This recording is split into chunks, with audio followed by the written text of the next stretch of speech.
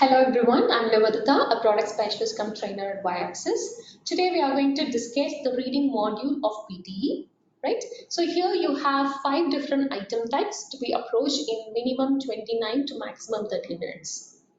And the 5 item types are multiple choice choose single answer, multiple choice choose multiple answers, reorder paragraph, reading fill in the blanks, and finally reading and writing fill in the blanks.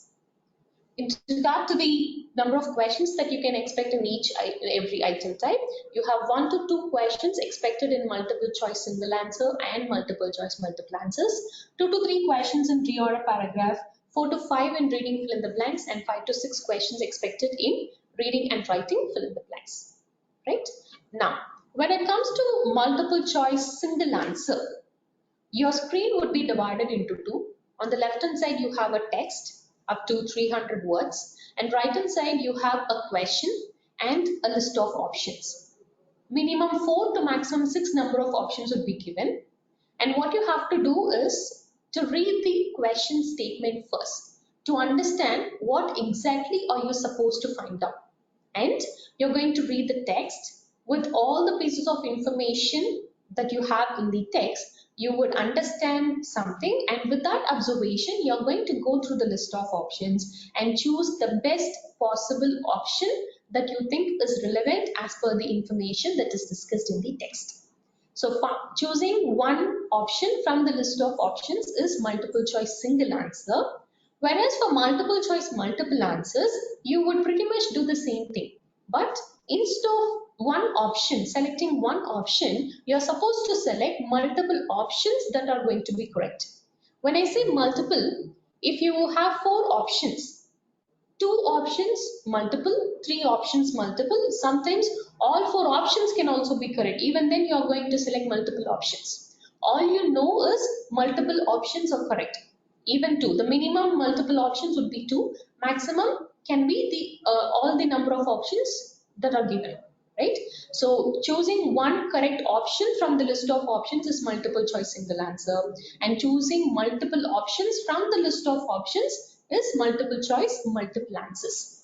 Not all the time they would mention that whether this particular question is a multiple choice single answer or multiple choice multiple answers explicitly.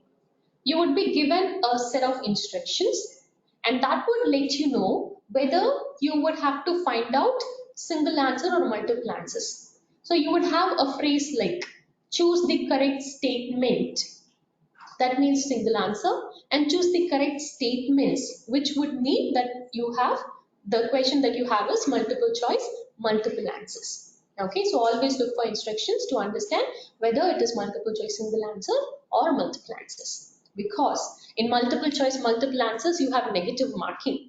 This is in fact one of the question types where you have negative marking, one of the 3 question types that you have in PTE which has negative marking. Okay, the other 2 are in listening module. Now, when it comes to the third item type that you have in the reading module, that is reading reorder paragraph, again your screen would be divided into 2. On the left hand side you have minimum 4 to maximum 6 individual sentences. You're going to drag them and drop them on the right hand side where initially you would see an empty space, right? You're going to drag and drop each and every sentence in an order, so that if you read all those sentences in the sequence how you have arranged them, it should make sense. It should be a well connected paragraph. So from individual sentences to a well connected paragraph, that is what you're going to do in reorder paragraphs, right? And the fourth item type that you have is reading fill in the blanks. This is also similar to reading and writing fill in the blanks. In both the cases, you see a short text displayed on the screen with some blanks in between. Again, the number of blanks can be minimum 4 to maximum 6, right?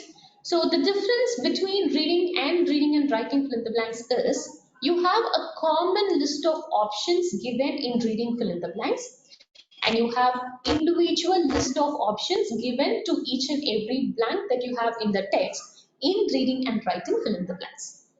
That is the difference, right? So now when you have found an answer and that is correct, you get 1 mark, right? If the chosen answer is correct, you get 1 mark. for reading and writing fill in the blanks, reading fill in the blanks, and multiple choice single answer. The concept is you choose an answer and that gets correct, you get 1 mark. If not, it is 0. When it comes to multiple choice, choose multiple answers. As it has negative marking, you don't get 0 if the answer goes wrong. You would rather lose 1 mark from the total mark that you have scored. In case you have selected 3 options in the list of 5 and 2 of them are correct, 1 of them is incorrect. Then for the option that you have selected which has gone incorrect, you don't get 0. You would rather lose 1 mark for the correct options that you have chosen. So you selected 3, 2 correct and 1 incorrect. So 2 minus 1, 1. That is your score for multiple choice, multiple answers because it has negative marking. And when it comes to reorder paragraph, there is no negative marking, but you don't get 1 mark for each correct answer.